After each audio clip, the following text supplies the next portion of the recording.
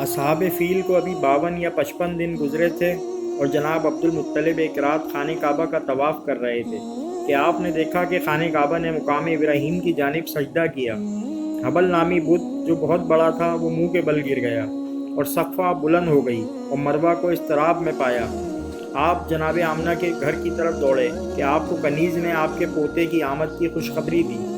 سیدہ آمنہ نے آپ کے پوتے کو آپ کی گود میں رکھا۔ آپ پوتے کو لے کر کعبے میں لے گئے، پوتے کو بغور دیکھا اور پیار دیا اور خداوند تعالیٰ سے آپ کے لیے فتنہ و شر سے پناہ مانگی اور اللہ کی اس عطا پر شکر ادا کیا۔ واپس آ کر پوتے کو ان کی ماں کی گود میں رکھا اور اسی دن اپنے پوتے کا نام محمد صلی اللہ علیہ وآلہ وسلم رکھا۔ جناب آمنہ نے کہا میں نے خواب میں اس کا نام احمد رکھا۔ حضرت عبدالمطلب نے جواب دیا اس کے بہت سے ناموں میں سے یہ 2 نام محمد و احمد صلی اللہ علیہ وآلہ وسلم ہیں۔ جناب عبدالمطلب کے باقی بیٹے اپنے بھتیجے کو دیکھنے کے لیے آئے۔ عبدالعزیٰ یعنی ابو لہب کو جب اس کی کنیز نے بھتیجے کی پیدائش کی خبر دی تو اس نے اپنی کنیز صوبیہ کو جناب رسول کریم صلی اللہ علیہ وآلہ وسلم کی خدمت کے لیے مختص کر دیا۔ آقا کریم کی آمد نے سیدنا عبدالمطلب کو بہت سکون بخشا۔ اب آپ خانہ کعبہ کی دیوار کے سائے میں مسند بچھا کر بیٹھنے لگے۔ آپ تمام وقت لوگوں سے اپنے پوتے کی ہی باتیں کرتے رہتے تھے۔ آپ صلی اللہ علیہ وآلہ وسلم کی ولادت کے موقع پر مکہ اور مکے سے باہر کافی سارے غیر معمولی واقعات بھی پیش آئے اور لوگ یہی واقعات سنانے کے لیے جناب عبدالمطلب کی خدمت میں آنے لگے۔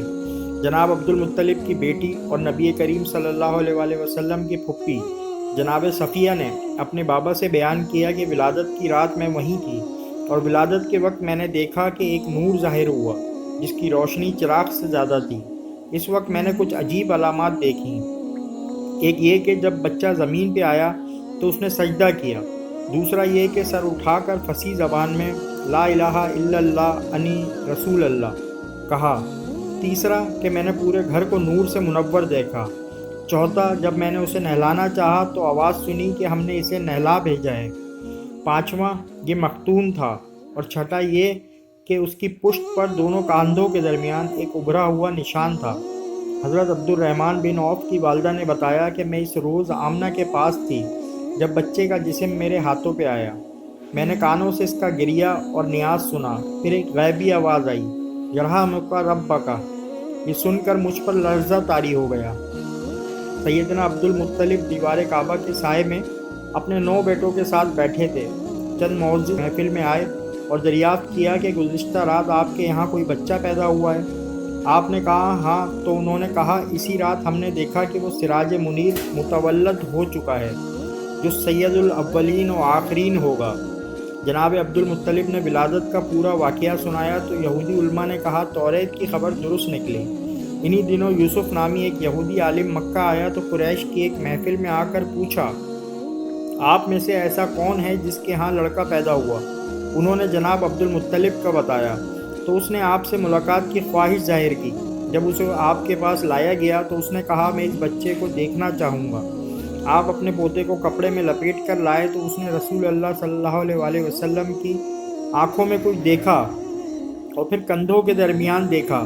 وہاں موجود قریش ہنسنے لگے تو اس نے کہا اے قریش مجھ پر مت ہنسو، خدا کی قسم یہ صاحب شمشیر پیغمبر ہے، تمہیں ہلاک کرے گا اور تم اس کے غلبے کی خبر مشرق سے مغرب تک سنو گے، تب تم اس کی نبوت کے قائل ہوگے۔ اب نبوت بنی اسرائیل منتقل ہو چکی ہے۔ یہ خبر پورے مکہ میں پھیل گئی۔ حضرت صلی اللہ علیہ وآلہ وسلم کی ولادت کے 6 یا 7ویں روز سیدنا عبدالمطلب نے اپنے پوتے کا عقیقہ کیا۔ پورے مکہ شہر کو دعوت دی، اونٹ ذبح کیے گئے، خوب صدقہ و خیرات بھی کیے گئے اور جشن منایا گیا۔ دعوت کے اختتام پر قریش نے پوچھا اے عبدالمطلب پوتے کا نام کیا رکھا؟ تو آپ نے کہا محمد۔ سب نے کہا بچے کا نام اپنے بزرگوں کے نام پہ نہیں رکھو گے؟ آپ نے فرمایا میں چاہتا ہوں آسمان پہ اللہ اس کی تعریف کرے اور زمین پر اللہ کی خلقت اس کی تعریف کرے۔ امید کرتے ہیں آپ کو یہ واقعہ حضور صلی اللہ علیہ وآلہ وسلم کی ولادت مبارک باسعادت پسند آیا ہوگا۔ آپ کو یہ واقعہ پسند آیا ہے تو پلیز چینل کو لائک کریں، سبسکرائب کریں اور کمنٹ کریں اور مزید ایسی ویڈیوز کے لیے بیل آئیکن کو پریس کر دیں۔